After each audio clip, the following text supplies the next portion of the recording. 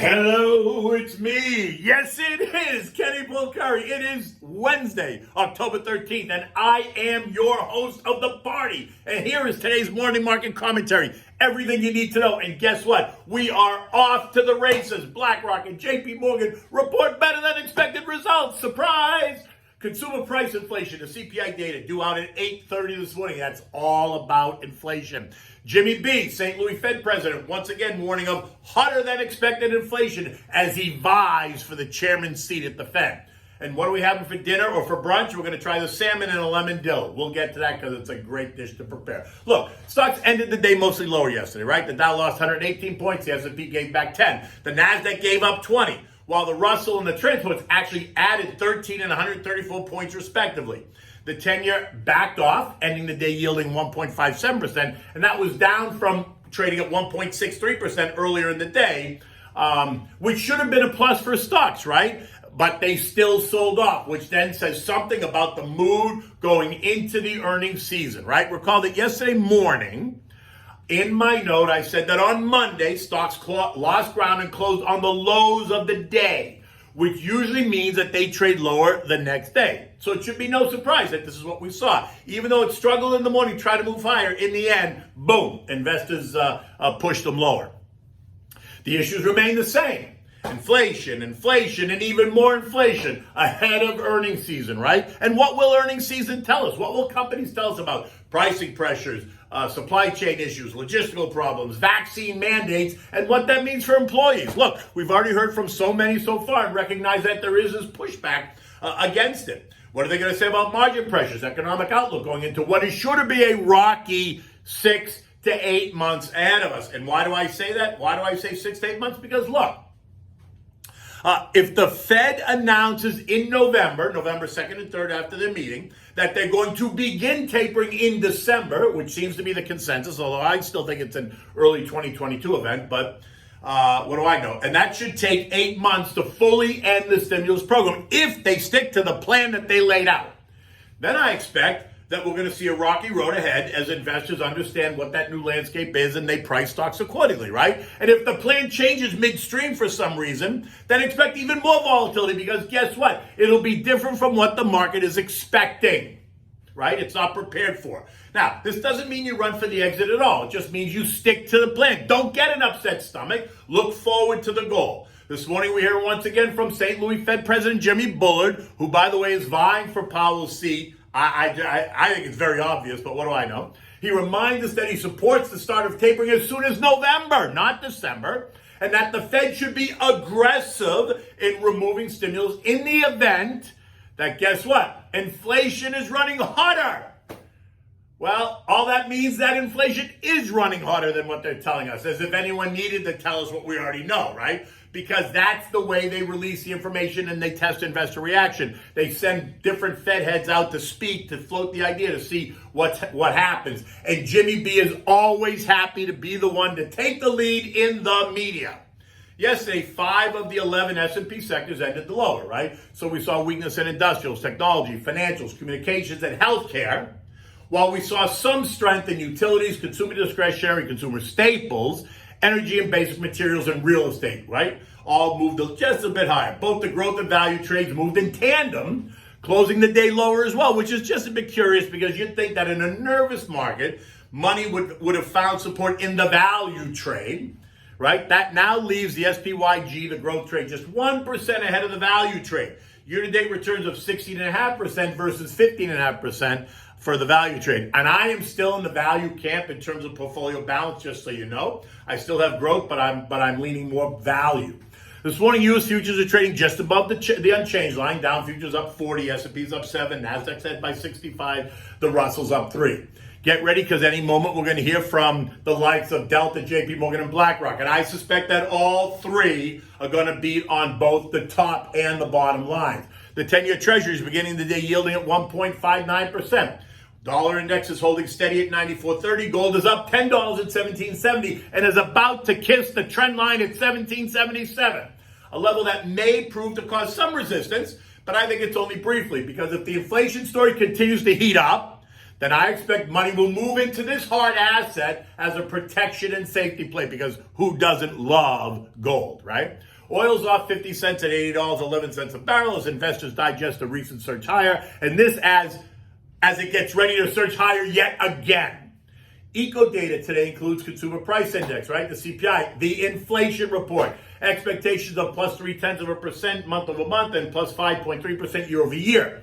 If you take out food and energy, I don't know why you would, but if you do, the rates are plus 2% and plus 4% respectively, right? But this is going to be the key to some of the action today along with earnings. Apple reveals after the bell that they are slashing the production of iPhones due to guess what? Supply chain issues, semiconductor shortages. The stock is quoted down a couple of bucks at 140 on top of the $1.30 that it lost yesterday.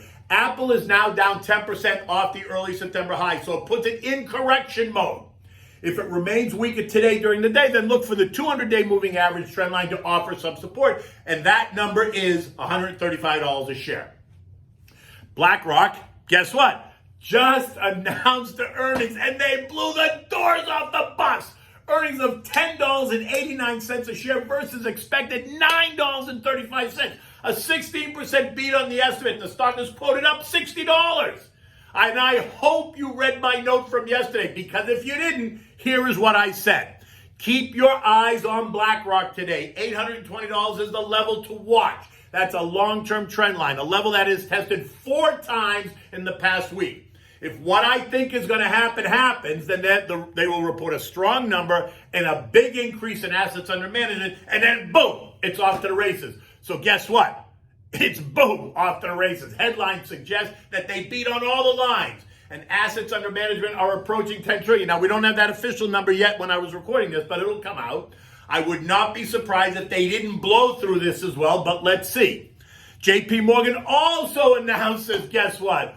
Oh, right, they beat as well. So here we go. Jamie reports earnings per share of $3.74 versus the expected $2.97, a 26% beat. And they beat on every line as well. I mean, you're going to go through, you're going to hear about it all day. European markets are mixed ahead of the start of earnings season. News that the International Monetary Fund cut global growth forecasts due to all the issues we've been talking about, right? But it's not really an issue in Europe today. And why is that? Because they cut it from 6% to 5.9%. I mean, come on, man, give me a break.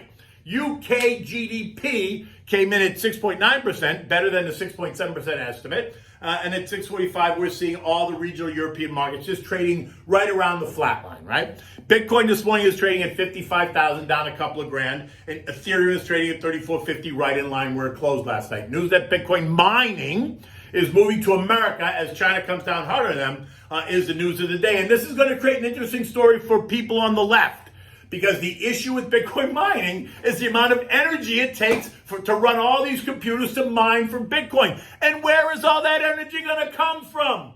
Wind and solar? I don't think so, not yet.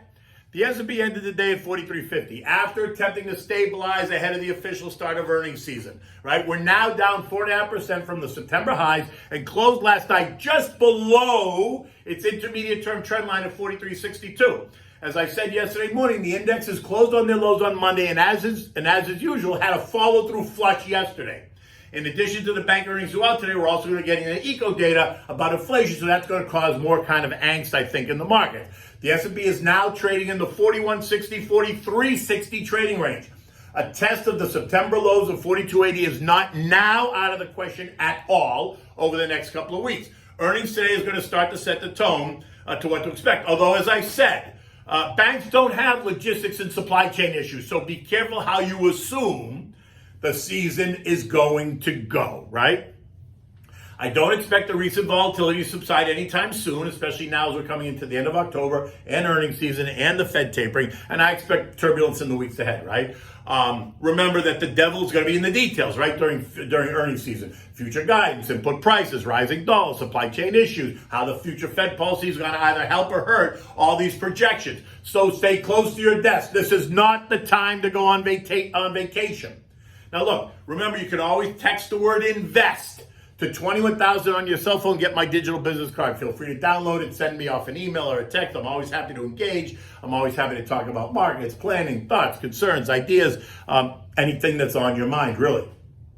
And remember, you can also follow me on Twitter and TikTok. @Kenny Polcari is my handle there. or on Instagram, you can get me at Kenny P 1961. So what are we having for dinner tonight, or brunch on Sunday, right? Because it's a great dish in either case. It's salmon and a lemon dill sauce. It's simple to make. It's great. You want to have it for dinner, make a big salad. It's simple to make. Takes you all about 15 minutes, right? And if you want to make it for a Sunday brunch, you can cook it ahead of time and just serve it room temperature. Not cold, but you can serve it at room temperature, to join in, the Eggs Benedict or the steak and eggs or whatever else you're making on Sunday brunch. But for this, you need 1.5 cups of mayo, half a cup of prepared Dijon mustard, like Grey Poupon, not the yellow, but the brown mustard. You need a teaspoon of lemon juice, 2 teaspoons of horseradish. You need 2 cloves of garlic, a 1/4 cup of fresh dill, salt and pepper to taste, and certainly 2 pounds of salmon fillet. You can get 1 piece, or you can get individual pieces, right?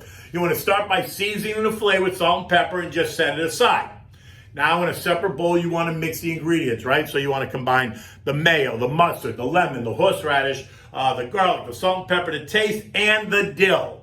You want to spread the dill and mayo sauce on the flesh side of the fish.